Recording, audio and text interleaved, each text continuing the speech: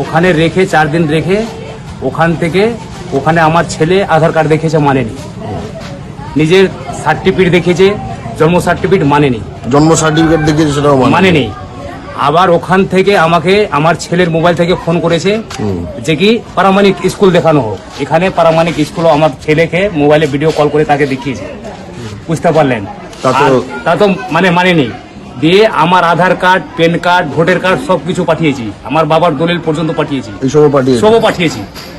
1941-এর দলিলও পাঠিয়েছি। তারপরও আমার ছেলেকে ডিটেলস ক্যাম্পে তারা দিয়েছে, হ্যাঁ ডিটেলস ক্যাম্পে।